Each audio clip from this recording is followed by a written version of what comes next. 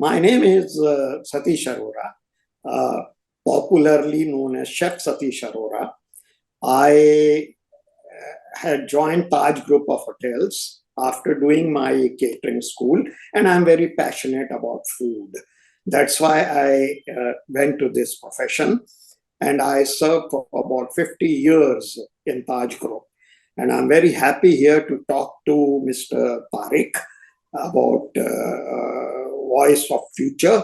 And here I go.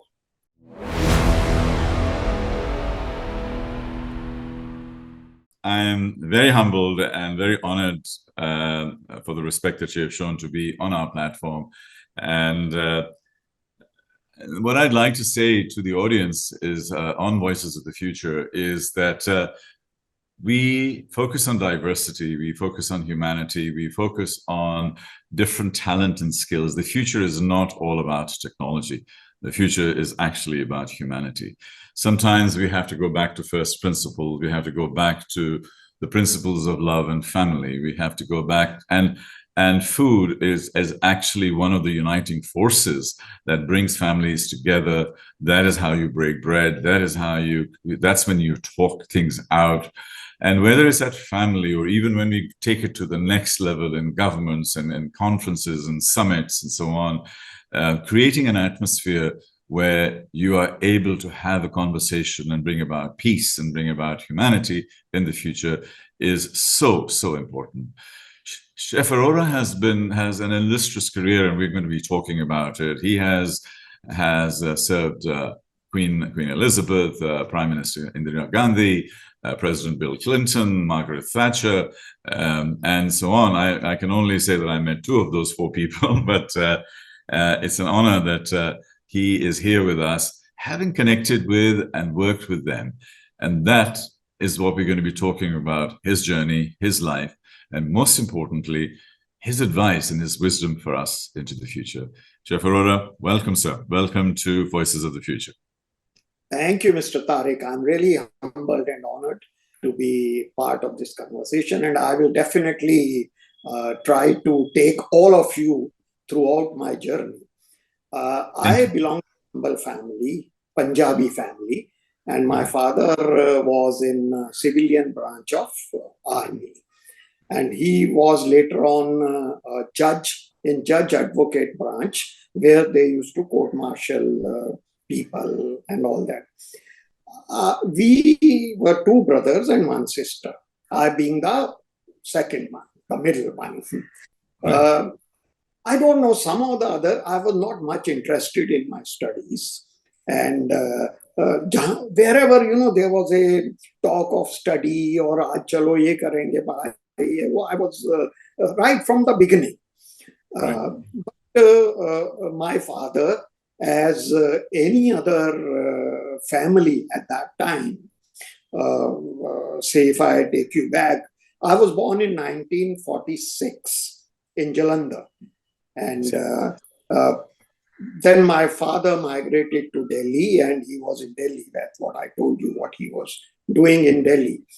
And I studied in, as the other kids used to do, in different schools, whatever the best school was. I studied and finished my SSC in Ramjas school from Paharganj. But academics never interested me. Mera yahi purpose hota tha that I should pass. So, but I was very fond of eating. Why I was fond of eating? Because being a Punjabi family, my mother was a very good cook.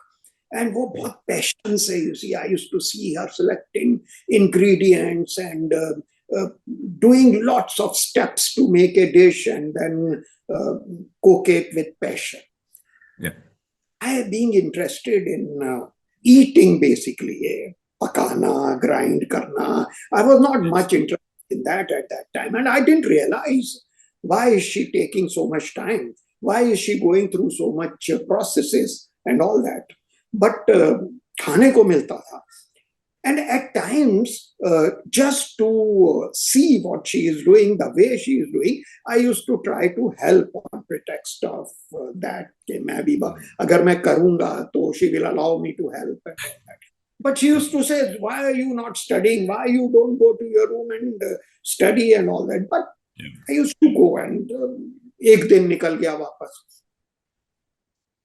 Again and again, I tried to see what she was doing. And we used to appreciate her food and everything. I was more interested in food. My elder brother, Joe Miljai, he didn't bother much. So was my sister. And but my mother used to serve with a lot of passion. Mm.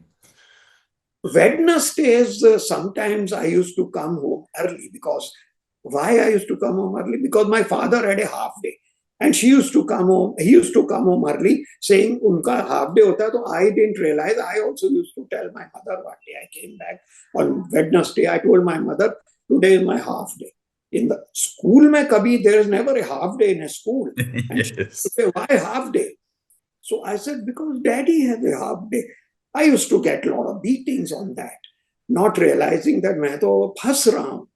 And Yeah. then to short, whenever my mother used to go for religious kirtans and all that, at times when there was nobody at home, I used to quietly cook something like suji ka halwa, or sometimes a carrot halwa, or sometimes some besan ka fritters and all that. And I used to just keep it ready for to be presented on the dinner table. My mother used to walk in the evening and say, there's something smelling. Have you done something? And I was called Tishi. This was my pet name. And they used to, Tishi, have you cooked something? I said, no, Mama. I can smell. Oh, yes, Mama, I tried to do suji ka halwa. Where is it? Oh, dikhaya. Sometimes I used to get firing. This is not correct. You have spoiled so many ingredients and things like that. But in when she's scolding, she's also telling me the how to rectify that. Exactly. Don't put too much water in future. Suji भूनने के बाद, when you have roasted the suji, you put this, you put nuts. Nuts will get roasted. Then you put. I used to go to my room and note it down. My habit from the beginning was to maintain a small notebook sort of a thing. And I used to note everything there. So finally, when I appeared in SSC exam, Bhagwan ka naam leke, I studied, I appeared in exam, but I didn't get good percentage. I got third division. So, and at that time, the result used to come in the newspapers. So the day the result was to come, my father is sitting there with the reading newspaper, and he said, Satish, result aa gaya. So, Hanji daddy, result aa gaya. What have you got? What have you got? Third division. I missed second division, but it is high third division, I said. So he looked at me and he folded his newspaper, hit me and said, Hai ko Hawaii bana ke uda do. What is left? You have got that. Yeah. Now who will give you admission? What will you become? I want you to become engineer or doctor. This is what those times the parents to say. Yes. Yes. Now, ab kya karu main?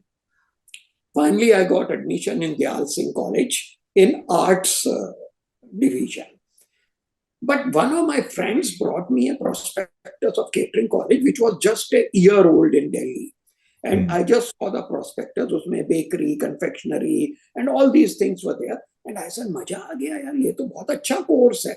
I will get to eat, I will get to cook also and learn also. So I applied, I was called for interview. Now, who will give the fees? If I'm selected, he has to give the fees. So I told my father. My father was very angry. But through his contacts, etc., he started doing his homework through his army, this thing. And he found out Mr. Chib, who was the director of tourism at that time. So he got an appointment and went and spoke to him. At that time, in 1963, Mr. Chib told him that tourism is going to be an industry and chefs will be, you will realize they will be wanted because we see a tourism industry growing to greater heights. So my father came back. So I was made ready for the interview. I went to college. We gave interview. I was selected. I started going to college first year. Since this was of my liking, a boy who got high third division, who was saying, got first class in first year of the catering college. My father was also happy. Oh, he's shaping up.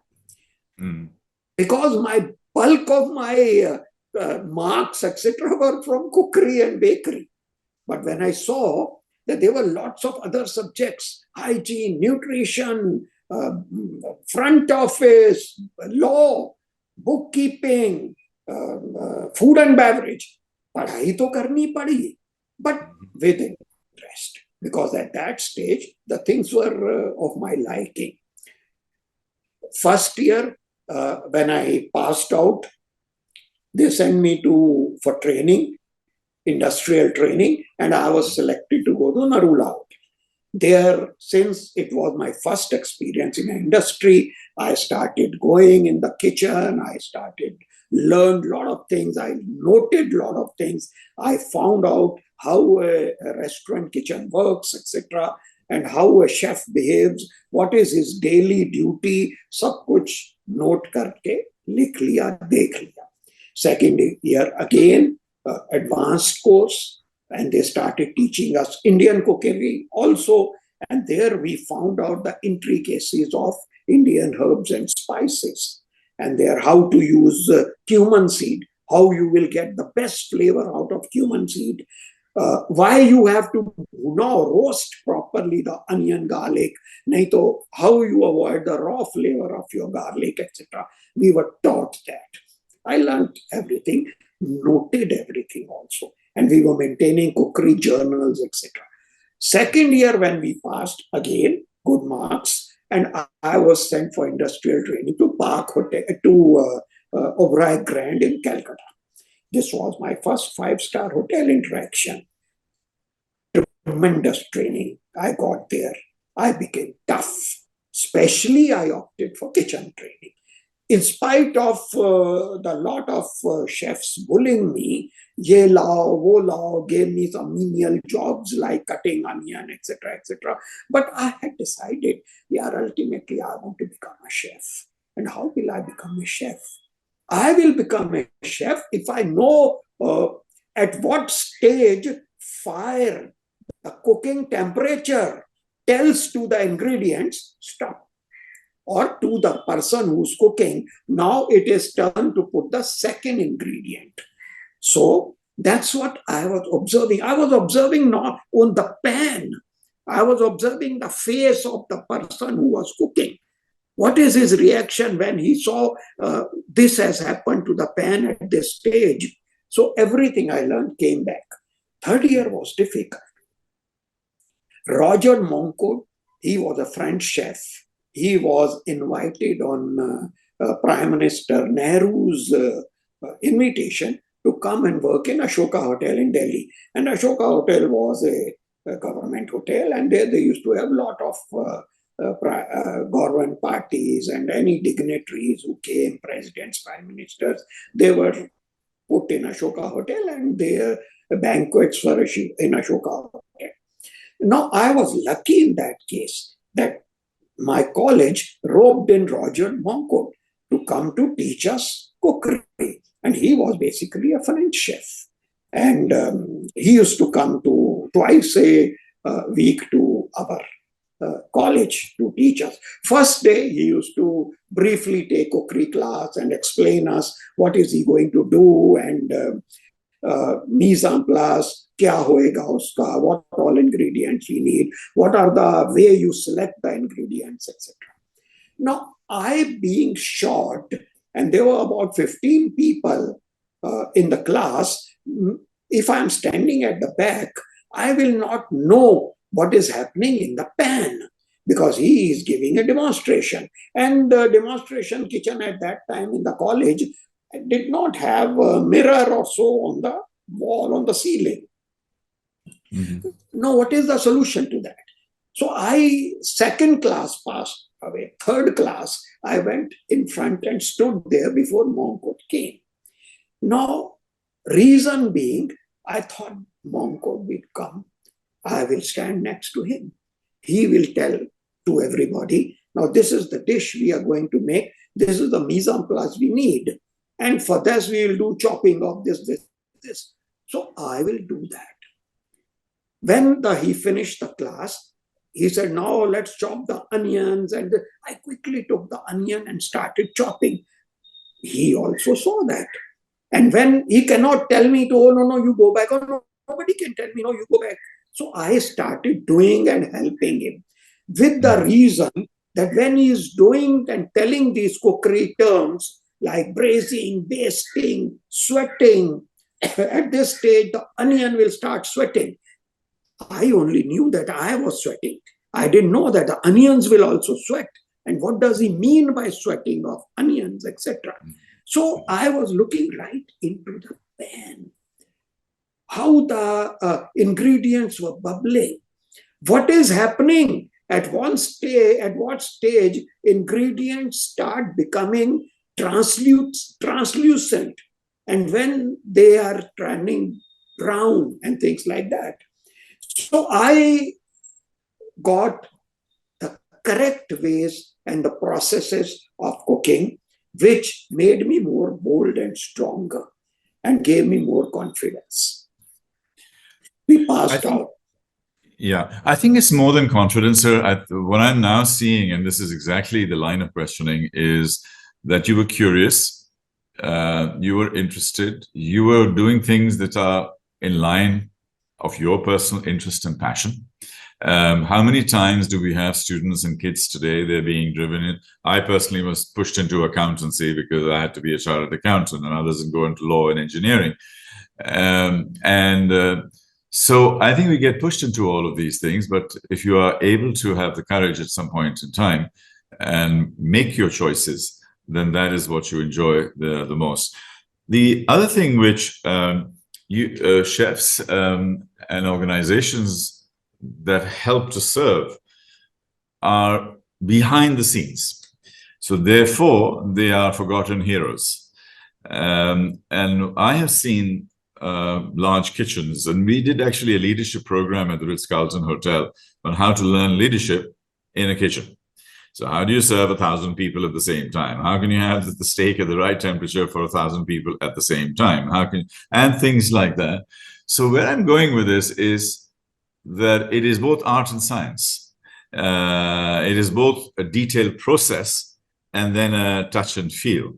And that's right. So I feel that your brain and your type of brain is multidimensional in the sense that it needs to have the science part on the left-hand side of your brain and the process and the details and the temperature and on the other side, then you need to have the flavor, the taste, all of those things, which I find fascinating because I think these are some of the new rules of the future of the world. You cannot just be a specialist, because being a specialist, it can be done by ChatGPT or AI. But the touch part, the connection part, and we'll get back to that in a second. You spoke about your mother and learning through that, and I was having a conversation with somebody, and she said, "Oh, well, women get pushed into just staying at home and cooking and just that, and they are being subservient." And I said, "Actually, not. I think the woman is the leader of the house, and her job is not cooking. Her job or her role is the health and the well-being of the family through nutrition and hygiene and stuff like that. You start putting a value on that, it's probably worth more than the man coming in with his salary at the end of the day. And at the end of the day, since it becomes a partnership, which is what I was talking about, that I don't think we should consider women who are spending, like my mother, for example, she used to spend time and things, but she looked after us. And we grew up as strong, healthy, young, smart, balanced people. And I think that's the contribution that teamwork builds together. So, sir, fast forward into your future when you started working with Taj Hotel Group and working in large kitchens. And where did you start picking up your leadership skills? Because you guys are true leaders, and there are times when you have to be extremely tough and tell people off, while 2 seconds later you have to be extremely soft and kind to somebody who's doing something artistic. How do you balance that? We have to be actor, we have to, as if we're acting.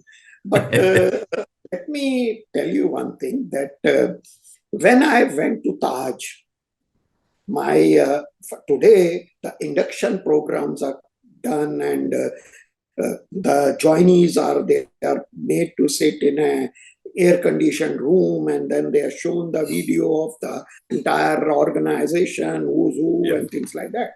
But in 1967, when I passed out and went to Taj and I entered Taj kitchen, the chefs, today we are educated chefs. We have come from colleges, etc. But earlier there were no college, etc. The chefs, the experienced hardcore chefs were from the ranks. Sure. And they had lots of experience and all that. So same was Mr. Mascarenhas, who was the chef at that time when I joined. He had joined as a chicken plucker. You see, they used to pluck the wings of the chicken. So, and थोड़े और ये myth भी होता था at that time, that chefs are short-tempered and they are very angry at times and things like that. So I was taken to the kitchen and left. Why I'm telling you this is because this will probably give you an idea that what did I feel when new joinees started joining me when I was senior sous chef or executive chef, and how did I start treating them or training them. I was made to stand in front of Mr. Mascarenhas' office. He was inside, and whole day probably didn't give me much attention, because that was the style, his style maybe. And probably the person who came and left me there did not even brief him well. Must have said he is a trainee chef or things like that, whatever it is. So lunchtime bhi aa gaya, nobody even asked me to go for lunch. So a boy who had come from college was just standing there. Later on, I saw one person going around. I felt he was a sous chef, because these terms, etc., we were aware, because we had learned that in the college. So, usko maine pucha, sir, can I go for lunch? Who are you? Sir, I have come here for training. And then I was asked to go for lunch. I came back, day passed away. Second day again, the same way. And then Mr. Mascarenhas, he was coming again, going in the office. He came and he said, who are you? Why have you come here? I said, I am a trainee in the kitchen. So I was put to a sous chef, and then the whole thing started. They started taking advantage of my being a trainee, gave me, probably, now I realize, probably they must be making me tough. They gave me onion. They gave me prawns to peel. Akela, 50 kilo onion. Prawns, where you see, I had never peeled so many prawns. Septic ho gaya, bukhar chad gaya, things like that. But that made me think. And I wrote also, as I told you, I used to write the points so that I should not forget about it. What should I do if I'm in Mr. Mascarenhas' place? This trainee boy who has come with so much hopes and who has come to join me in my kitchen, thinking that it's a 5-star hotel kitchen, what should I do? I should welcome. I should make him comfortable. I should introduce him to different people, my staff, my people who matter in this kitchen, and put him through the basic training. Of course, give him onion, this, that, so that he should get a feel of that. The chefs who were working in the kitchen also did not part their knowledge. But I was aware of that, because when I was in Oberoi Grand Hotel, doing training in Indian section, one of the expert Indian chef at times used to tell me, "Beta, jara pani ka glass la." And I used to go to bring water, not realizing what is he going to do. He used to take out a potli of masala from his pocket and put something in it. They didn't part with their recipes. Why? Probably they were scared. If I part with my recipe, oh, meri jagah le lega, some management will not need me. So what happened? That is my grudge till today, that Indian food is not standardized. Because the cook died, the recipe died. Dusra naya aadmi aaya, he made something and the thing started.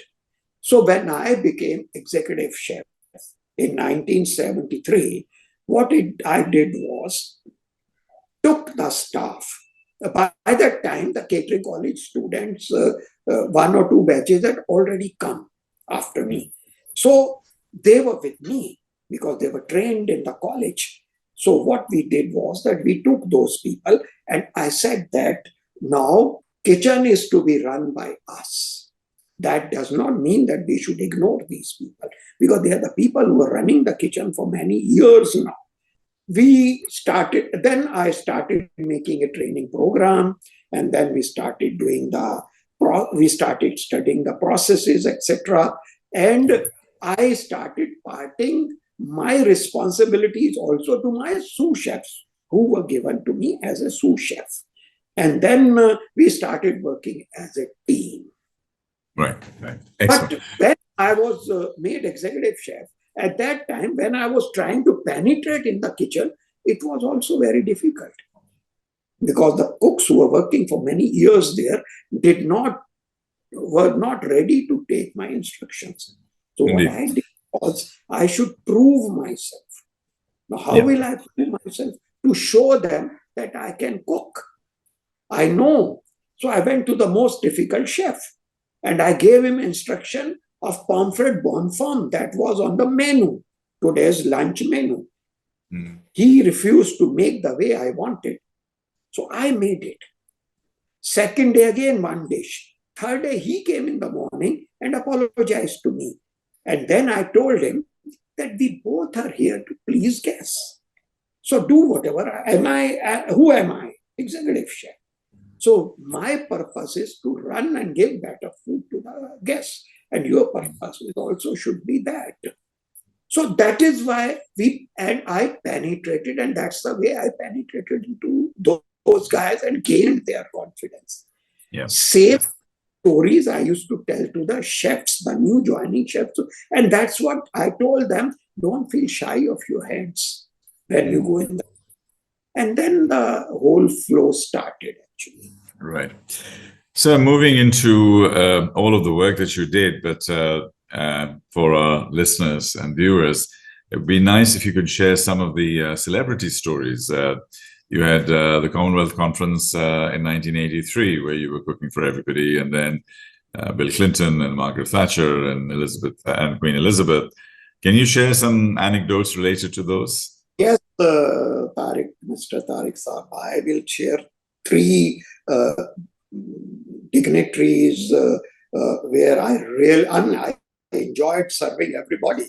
But this was really very, I can say, taxing on me. First was this Commonwealth Heads of Governments Conference. My management told me that there is going to be a Commonwealth Heads of Governments retreat in our hotel. And that too, they were going to Goa. And in 1983, Goa was not that developed state. So, and we had a hotel there, Fort Aguada and Taj Holiday Village. But it was not that grand. It was a grand hotel, but it was there for many years at that time. Right. So we should revamp the hotel. I should revamp my kitchen, etc. And then we made some nice cottages and etc. And I, with the management team, we went to Delhi to Mrs. Gandhi, the Prime Minister's office, and then we were given a briefing. and then 48 heads of government are coming and this and that. Now, when the briefing was being given, lots and lots of questions were coming into my mind. 48 heads of government, prime ministers, presidents, kya hoega, and all that. What menu I should start making. It started working in my mind at that time. We came back, we had a huge meeting with all our people, and to cut short, I tried to find out the likings and dislikings of whosoever I could get. And I found out that there are many. Some don't like papaya, some don't want coriander, some don't want the food to be very hot, some want chilies in the food, etc. There are a lot of such likings and dislikings. So what I did was I made a huge board in the kitchen where I was standing and giving the orders to my kitchen staff, and the board was there. President of this country, prime minister of this, what is this, etc. Sab likh liya maine. Menu was done, which was discussed by my management, and Mrs. Gandhi was called for food trials. She came to Goa a month before the function, and now prime minister is when a country's prime minister comes, how you feel and how scared you are also, because it's for a boy like me in 1983. So, and I had made 200 items which were laid on the buffet. She came around, and I cannot expect a dignitary to go through all 200 items and taste. So she looked, and as I said, that it's my hobby and habit to study the face reactions. मैंने देखा that I could feel some satisfaction on her face, and she sat there, and I think Mr. R.K. Dhawan was there, and उनको बोला गया कि तुम, and I told Mr. Dhawan, I will heat some dishes for ma'am, and rest of the people who had come for food tasting started tasting. मैंने 10 dish garam किया and took it to madam, and then it was served to her, and my top management people were also sitting with them. She liked the food, and finally the menu was selected. Menu was made. एक महीना था मेरे पास. So I did lots of training of my staff. We started flying ingredients from Bombay, because Goa में तो मिलता नहीं था कुछ इतना. We got a lot of ingredients and store कर दिया. But say 10 countries sent their hygiene inspectors also, because they were very particular about the health of their dignitaries. So, and yes, pura hygiene, HACCP norms, etc. were taught to my staff. अब ऐसा होता है कि sometimes you see you can teach to a chef, you can teach to the people who can understand, but at times there were some utility workers, and to do such functions you have to take quite a lot of utility workers on a day-to-day basis also. उनको सिखाया. But when Singapore Prime Minister's hygiene person was taking it round, there was one pan which was on the floor in a walk-in cooler, not on the pallet. We had made pallets. Nothing should be on the floor. He got angry. And he came and he said, no, the hygiene norms are not correct. I am going to fly food from Singapore. Imagine a country head flying his food from his country. What will be my condition? What will be a 5-star hotel doing? So I apologized and gave him reasoning and gave him the assurance that no. To finally, everything was solved. The day came. everybody started coming. Bob Hawke, Kenneth Conda, Pierre Trudeau, and Robert Mugabe, and a lot of Yes. these 48 heads, so Margaret Thatcher, and I am a believer till today, and that day also, and I used to insist, whenever there is an outdoor party, 60% food has to be live. There has to Yes. be interaction with the guest. There has to Yes. be barbecue. There has to be, even jalebis were being fried. Right. Rasgullas, gulab jamuns were being fried. We used to, I mean, when the things are being fried, the flavor will win you over. The moment you Yes. come, and if you see lobster thermidor is being baked in front of you with cheese in a salamander, or oyster is being done in a salamander, or a kebab is being cooked on a barbecue trolley, and the flavor, the aroma, the smoke, you feel happy. That was my belief. And that's what I did. 60% food was live. Prime Minister Indira Gandhi came and Bhavati started and people were eating and she was there and she came and she wanted to take a walk, wanted to look and walk in the. I was accompanying her with my F&B manager and directors and all that. And my managing director was sitting in one corner just to observe from there. He could see what was happening and all that. When she was walking with us, Kenneth Konda or Bob Hawke or something, Madam Prime Minister, the food is excellent. Oh, this is smelling very nice. Flavor is good. And these comments started flowing. Believe me, Tariq Saab, I was feeling that I was not walking. I was flying within Madam Indira Gandhi.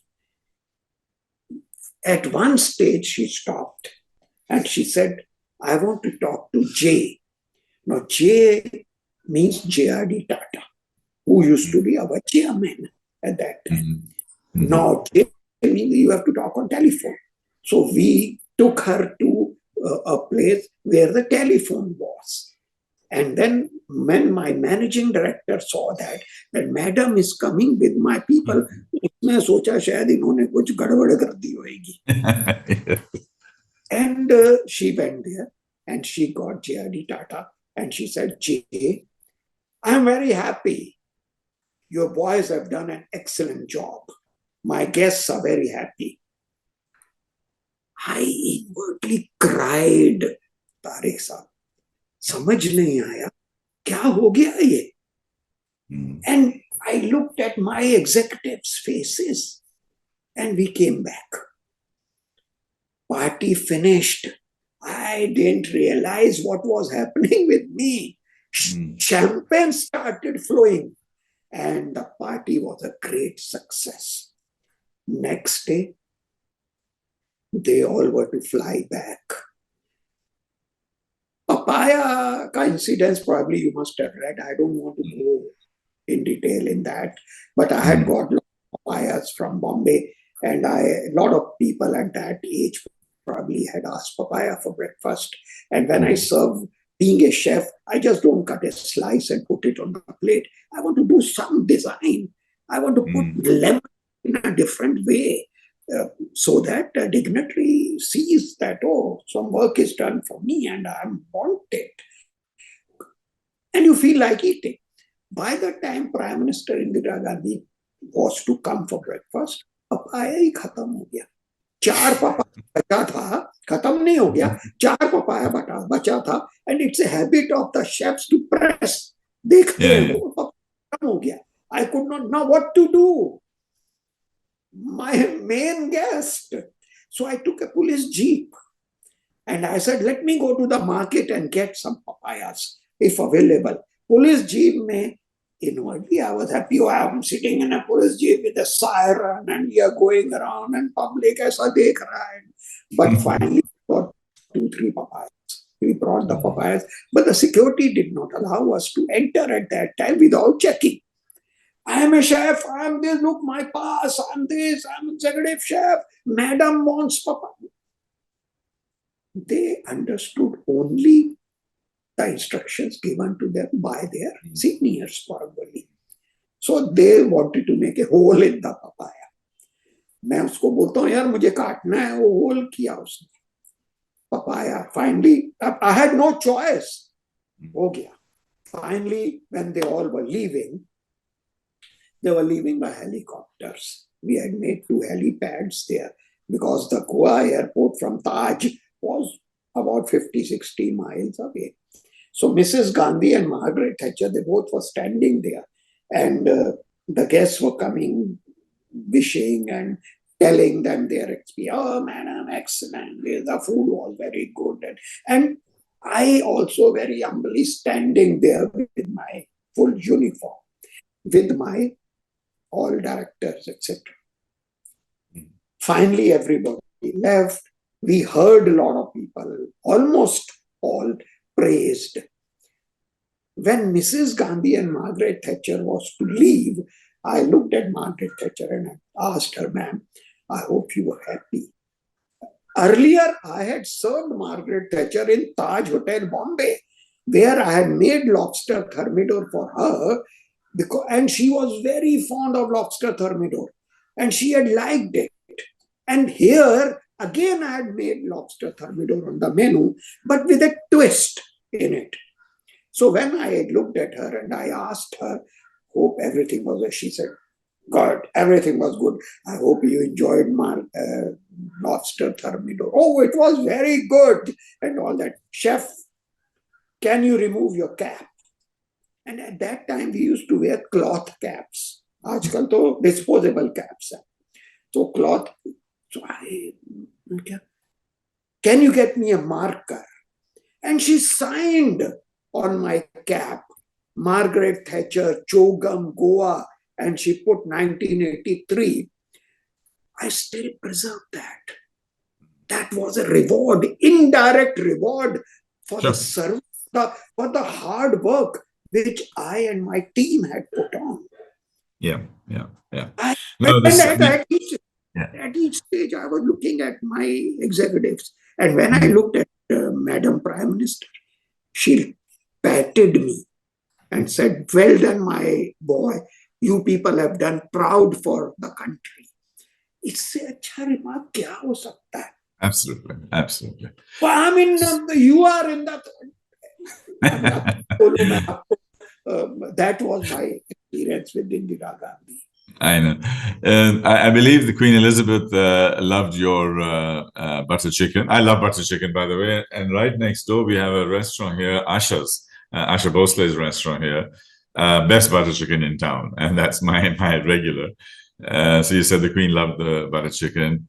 And you also said that Bill Clinton was a complete foodie. So what did he sort of do? Did he just dive into the kitchen? Or, I mean, I know he's that kind of guy. Yeah. Yes, we made a nice menu, of course. So now I will, it was a 4-course menu.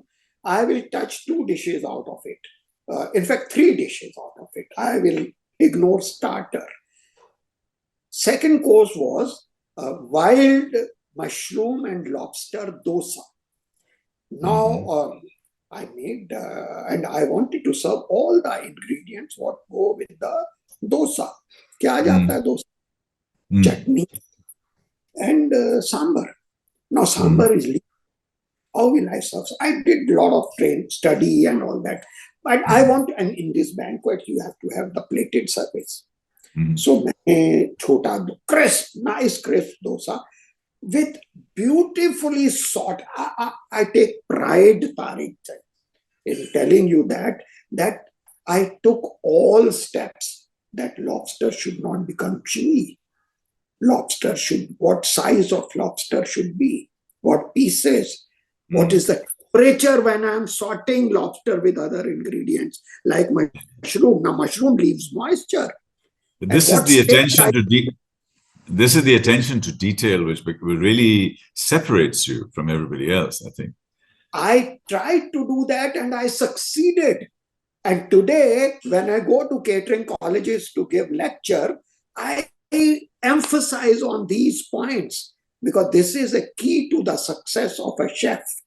So this lobster dosa, when it was served, sambar, I thickened it like American sauce. And the coconut chutney and tomato chutney, I put it in a piping bag with a star nozzle, और वो pipe करके दिया. It was appreciated. And when then this butter chicken, what you are saying, actually it was not a butter chicken. It was a chicken dish which was supposed to be a continental dish. When we made the menu, it was actually, when mentioned on the menu, it was not mentioned as a butter chicken, but it was a continental style of chicken. But since I wanted to add an Indian touch to it, so I made a nice butter chicken sauce. And the chicken, what I took was, in fact, was cheese stuffed chicken.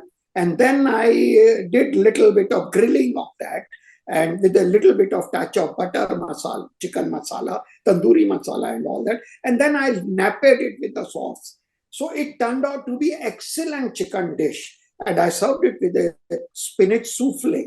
Now, spinach souffle koi banata bhi nahi tha at that time. But I made with a Indianized star anise spinach souffle. And pomme de fromages, baked with the nice cream sauce and cheese, etc. When we were presented, there was a ritual. When any banquet, queen is presented with the chef and all that. And so I took my team, important chefs, they were standing there and we were waiting. The banquet room door opened, and when queen and duke came out, I was presented to the queen. Queen said, "Well done. Our evening was made. Your main chicken was excellent. Thank you, ma'am. Your Excellency." Duke of Edinburgh, "Chef, are you from South India?" "No, sir, I'm from North India." The dosa was excellent. It was a typical South Indian style. Prince Charles, Lady Diana, Margaret, everybody who came, and they all started talking. This was my Queen's banquet. Third course I did was, just to again tell you, was like a baked Alaska type. But there I did it with kulfi and pan ka laddu bana ke usme dala tha. And that is, and all that. Excellent. So this was Queen's banquet. Indeed. Satishji, let's look forward into the future, please. And the future is fundamentally changing, and some parts of it are not very good. What is your view on newly factory produced meat, which is really going to be there very, very soon, creating various other forms of nutrition and just basically having nutritions to survive rather than nutrition and food to enjoy life. Meat at the moment, the way it is, and particularly beef, the way it is, the agriculture works, the structure is creating a lot of climate change problems and so on, which is, again, one of the reasons why meat is very likely to disappear in the next 5 to 10 years. So what is your view as we shift to these big changes in terms of the pure ingredients that you were using to now, as you pass on the legacy to your son? He might be cooking in 5-10 years' time at a Commonwealth conference, but there would be only modified meat. There would only be things like that. So in your mind, what are the things you want to transfer in terms of your legacy and your learning into the future as these new things happen? Mr. Tariq, I will just say, my always feeling was to get fresh ingredients, serve fresh food, cook fresh, serve fresh. This was my, I was a traditional chef. Sure. I am, but I have no choice left. Yeah. I think my son Puneet is uh, is master of this, and he is, and I am learning from him also. I keep on Mhm. asking him questions because I had never gone into this sort of a process earlier, except retort, which Tata's had started earlier, and I had given my inputs there. But I studied uh, uh, कैसे food freeze करना चाहिए क्या, what are the things, what are the norms, what temperature, but not in detail. I will, if you don't mind, request Puneet also to probably chip in into Yes, this please and do. tell you about this frozen food, etc., etc. But yes, you rightly touched the point. This is the future. Yeah. Today, families have no time. Husband, wife, both are working. Uh, Today, the future will be probably frozen food, this sort of a food where you just do all these things and eat. The No, traditional will probably disappear. I would hope not, Satishji, because I feel that preserving that legacy, preserving that original quality and stuff, this will become the new luxury. I know today, in your early days, it was considered normal. 10 years from now, it would be considered luxury. But I don't think, or I don't feel that family is luxury. I don't feel that sitting around a table to talking to your kids is a luxury. I don't feel that losing that human connection is a luxury. I wrote an article which took us to 2071. It was the 100th anniversary of the UAE, of the United Arab Emirates. And I said that we went away for 50 years and we came back and we were looking and people were still sitting around the fire and eating barbecue and things like that. So my comment there was that everything has changed. Well, nothing has changed. Some of the core family values, the core humanity, the relationships, the heart, the soul, the spirit, the connection, that inner emotion with which you have done all your life. That's a constant, Satishji. This is not something that comes and goes. It's I not will something be, from the past. I will be very happy actually if it does, if the people still respect the traditions and people still, and the chefs who are coming also Yes, respect these traditions and yes, the style and the way our nanis, dadis used to do, and then we carried that, and quite a lot correct. of chefs doing that. But my worry is there are lots and lots of chefs now who Mm. doing things looking at others. Sure, sure. I mean, I was very bad. I mean, since I am not a cook myself, I was much more a person enjoying it. But my mom's a chargosht and nahari. I mean, she was famous for that, and people used to come and many other things like that. Uh, my sister is 80% there, but soon it'll just go, and that is a pity.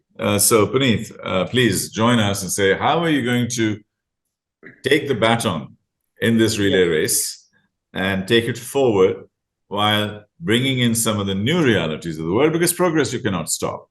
How absolutely. will you merge progress with tradition?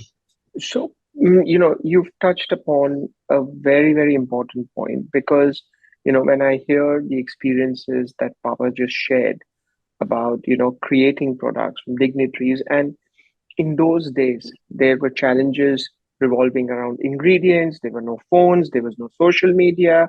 You had limitations around connectivity. And today we take all these things for granted because I think my generation has seen us not having any mode of communication except a very domesticated household telephone to seeing it transfer into mobile phone, and today us sitting together on Zoom. So I've often thought that how do I preserve this legacy? How do I capture all the information and all these recipes that my father has created. So in my own naive way, what I started doing was when I was a director at one of the companies in the UK, where my father also was one of the board members. So, what I did was that with chefs, the way they operate is that the flow of work shouldn't be hindered because it's an art. Cooking is a form of art. And when you start producing a dish, you do not want, and as traditionally it has happened, is you would just take a pinch of salt, you would take a pinch of some masala, add it, and the cooking goes with the flow.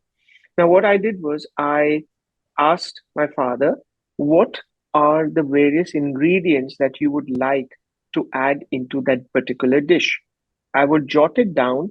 I would weigh all these ingredients in bulk and leave it on his cooking workstation and then not interrupt his flow of work. Now, he would finish cooking the dish and then I would weigh the ingredients that are left over, making it into a standardized recipe.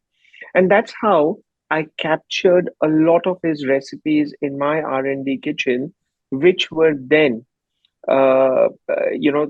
sold on the shelves of Sainsbury's. We had these recipes across multiple airlines. We had this concept called Chef in the Box in Singapore, where his name appears on every single dish that is sold, the Indian food. So that's been my approach of capturing the legacy, which then gives it the form of standardization and it continues for years to come. Yeah. So I'd like to have two comments on that. One of them is that so much information is now available on YouTube. So that uniqueness is going down. So it has to become very, very personalized and customized. So that's issue number one. Issue number two that I now see, which I actually quite enjoy, is the fusion of different cuisines from all over the world as they cross-fertilize with Indian cuisine. So you're sitting in Bangkok and there's a fusion there, and Indonesia is the same, Malaysia is the same. South America has some very, very interesting elements in Peruvian cuisine and stuff like that. I mean, they have 400 different types of potatoes, for example. I mean, there's so much you can do with that. So a quick question is, how are you bringing this fusion together in your work today, and how is traditional Indian cuisine as one space and fusion cuisine as second space, and then grow from there?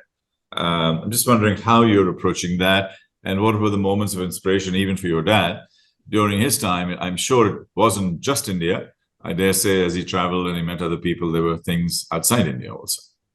Right. So my take on this would be very simple. I break it down, fusion leads to confusion. So the way I would break it down into is cooking methodology, because every country, like tandoor is not available in Japan, but their traditional way of barbecuing is something which is similar.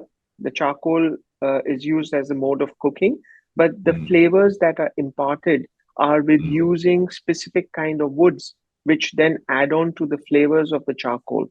Now, this historically has not been explored. Indian cooking has been really traditional, the methodology of cooking, the large handis, the degs, the clay pot cooking. Now, how do we bring these various cuisines or the methodology of cooking together, which complements each other? So that is what is interesting, and that is what is happening. We recently visited a fine dining Michelin star restaurant in Bangkok, where the concept has been traditional Indian food, but the methodology of cooking and presentation, which is the second part I would like to touch upon, is Japanese. So food does not have boundaries anymore. It's all about how creative can your mind be to merge various ingredients together that complement the taste profile, because your brain simulates. You create a product and then you say this is a tandoori chicken, so your mind would think that this is cooked with in a clay oven in a tandoor. You expect it to be marinated, but when you give it a twist, when you talk about fusion, The concept remains the same, but you infuse using different technologies, different ingredients. So that is what is exactly happening. But as much as I see so many things evolving, nothing beats the comfort of having a traditionally cooked meal. So for me, I would still go back. And as you rightly said, in 2071, when you look at people, the article that you've written, I would also visualize it to be the same thing, that no matter what, even after 10, 20 years down the line, people would still go back to the comfort of the traditional methods of cooking, because um, there is a lot of unexplored reasons behind the methodology which was cooked, which are now being tapped into. Why is turmeric good? What is the reason why curd is left overnight for setting because of the natural bacteria in it? There Mhm. is so much of untapped information, which today, with the science and the resources that we are going back in time to unearth all these benefits that spices can actually give to us, which will improve our way and give us the longevity of life. So that's my take on it. Thank you. Thank you very much.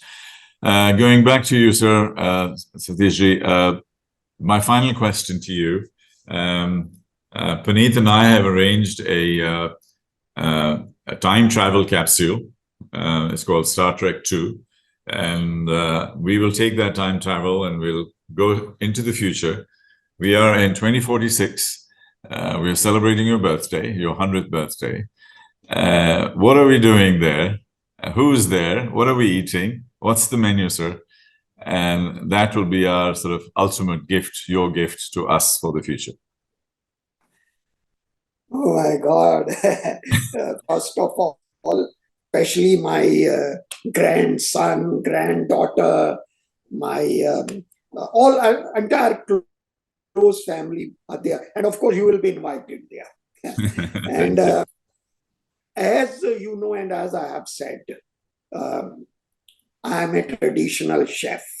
Yes. I would love to have my own humble traditional dishes cooked, maybe with fusion here and there, and serve you. Say, for example, uh, I wanted a nice sit down party. I don't want to have a big buffet or things like that. Right. So I want to have a nice sit down party, because at that stage, probably it will be difficult for me to walk even. No, no, no. With a You'll be surprised. You'll be surprised. We would have fixed everything by then. Technology at the moment is growing so rapidly.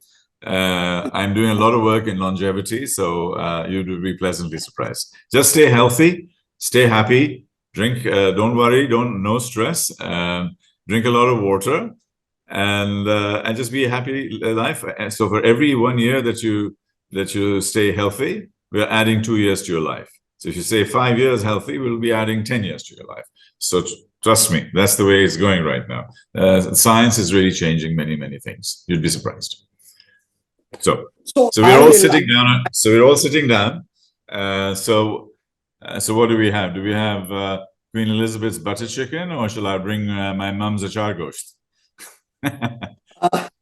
I love to taste your mom's achar gosht, but at that time, 100-year party, I will serve what I want to be served. So Perfect. I will take, say, first course, I'll make a nice, I love avocados. Okay, And me too. I will take a nice avocado, I will scoop that out, and I'll make a beautiful stuffing out of it. I Okay. will, I'll take the nice tandoori chicken, which I will marinate in teriyaki sauce. Okay. And I will saute it. When I marinate it in teriyaki sauce, I will not grill it in the oven, but I will cut into small pieces and saute it. And while sauteing it, I will put maybe one or two olives, or some water chestnut cut into small pieces, and then I will stuff that into avocado. And the dressing of that, which Yeah. I'm going to pour on, I don't know whether it will happen or not. I've not even tried this dish, but my inner knowledge probably is telling me that this will taste good. And I will make a dressing out of little mayonnaise Yes. mixed with teriyaki sauce and make it thin and put it with little bit of wine and put it on top and serve Okay. it. This is my first course. I'm making non-vegetarian. Then Okay. second course I love to do is nice, beautiful prawns, big Okay. prawns. Cut it open, make them butterfly, marinate them, and I probably would love to marinate them in Thai marination, because whenever I go to meet Puneet, I eat only Thai food. I love Yeah, me too. love Thai food, and Yes. just to wrap that into my prawns, put them everything into banana leaf, and then I will put it in oven. And what I presume before putting it into oven and putting into banana leaf, I've already done some bit of cooking, like so that my because banana leaf can burn, no? If I could wait till by the time the prawn is cooked. So I've done some cooking. It is in banana leaf. It comes out. The flavor should win you over. The Thai flavor was so beautiful. And then I will take banana, and in a plate I'll put banana leaf cut into a heart shape. Okay. And then put my prawns arranged there with edible, lovely flour and present it to my kids as my 100th birthday presentation. Perfect. Now, main course, since my granddaughter and my grandson, they love butter chicken, I will still go for butter chicken sauce. I will love to make a butter chicken, maybe this time with quails, or maybe with duck, not with chicken. Who knows what is, but I will never use any other meat, because my sauce must penetrate into my meat. And then I love rice. I love biryani.